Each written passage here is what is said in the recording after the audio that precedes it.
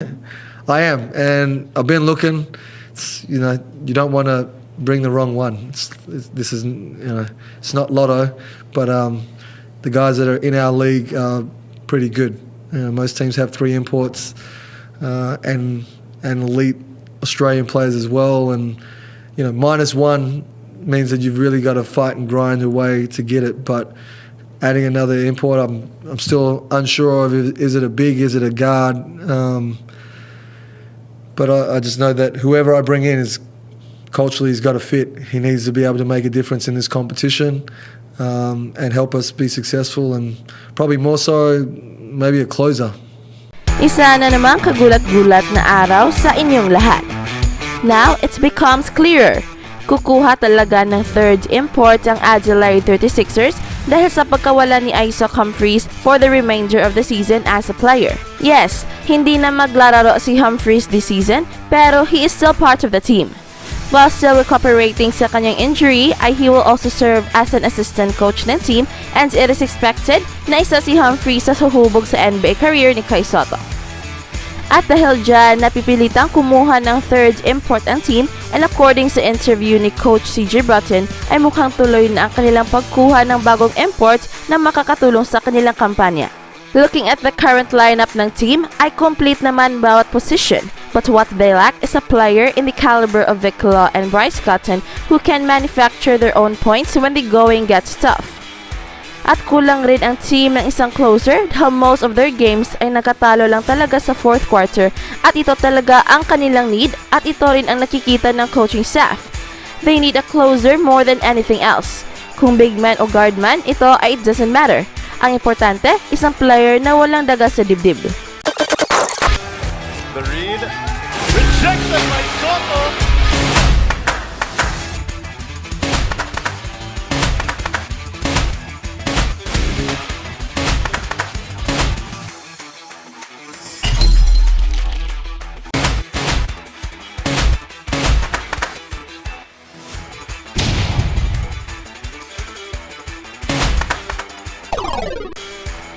At nang nag-research tayo ay meron tayong nakikitang article na meron nang napupusuan ng Adelaide 36ers, at ito ay si Levi Randolph na isang gwardiya, at kung matutuloy ito ay siguradong tataas ang talent level ng team.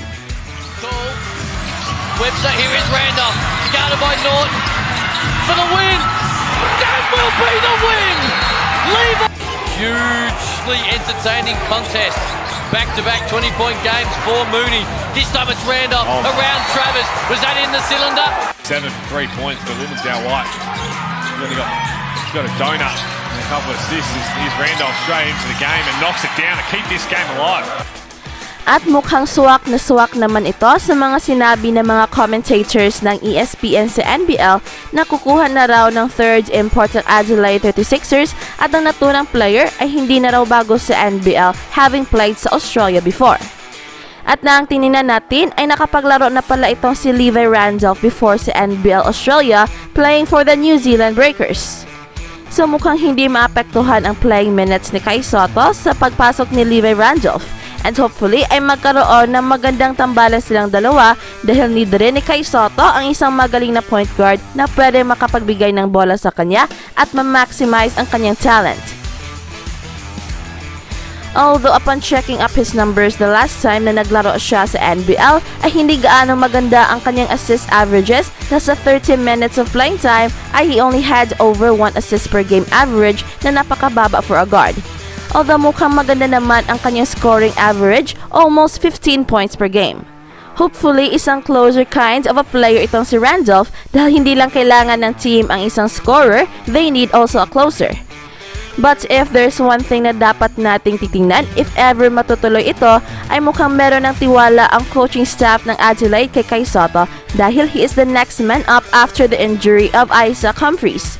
But in the event na big man pa rin ang kukunin ng team, ay ito ng hudyat na wala talagang mapapala si Kai Sotto sa team na ito. Hopefully, tuloy na ang pagkukuha nila kay Levi Randolph. Update on Isaac Humphries. He's been rehabbing his knee in Sydney, spending time with family. He is on his way back to Adelaide. He is going to be added to the coaching staff of the Adelaide 36ers as an assistant coach while he rehabs his knee. And if the 36ers get their man, they are trying to recruit an import, but not a like for like, and it may be a player, in fact I'm told it is a player, who has played in the NBL before, who is currently playing overseas. Samantalang, trending na naman ang mga video si Kai Sotto sa kanilang laro versus Karen Stipans. Hindi lang ang kanyang mga dunks ang trending, kundi pati na ang kanyang mga volleyball spike-like blocks na talaga namang nakakabilib. And his blocking not unknown players.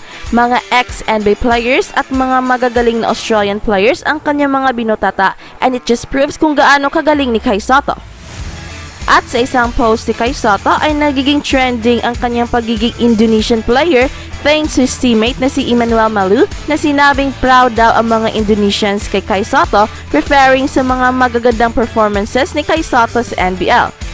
And it just shows na very close na ang connection ni na Kai Sotto and Emmanuel Malu at alam na ni Malu ang mga nangyayari sa social media. Pero for sure, ito isang katuwaan lamang at siya umabot na sa Indonesia, ang home country ni Kai Sotto, ang balitang ito. Oh, sa Pilipinas pala ang mahal na bayan ni Kai Sotto. Samantalang, papasadahan rin natin ang ating Gilas national team na kung saan sasabak na sa FIBA qualifiers against New Zealand, Korea, and India. Wanted to make sure that I bumped into him at some point this weekend. And just say mabuhay. And it is expected na maganda ang kanilang ipapakita dahil they will be playing in front of an audience dito sa Pilipinas, and shock blockbuster na naman ito. Pero kung meron mang nakakagulat ay ito ang pag-confirm na si Coach Eric Spoelstra na makakasama siya sa coaching staff ng Gilas build-up para sa 2023 FIBA World Cup na gaganapin dito sa Pilipinas. And there is a possibility na dadalo rin si Jalen Green to give support sa team. At alam naman natin that the SBP is doing everything upang makapaglaro si Jordan Clarkson bilang local player. Who knows? We can utilize our naturalized option kay Jalen Green. Although, it remains a question mark kung pwede pa ba siya makakalaro ng Gilas when he already suited up for USA team sa youth team. At huwag magpahuli dahil baka magugulat na lang kayo sa mga bagong balita.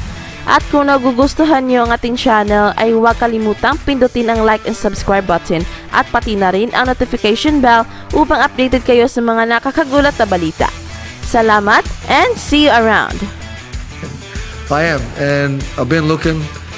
You don't want to bring the wrong one. This is, it's not lotto, but the guys that are in our league are pretty good.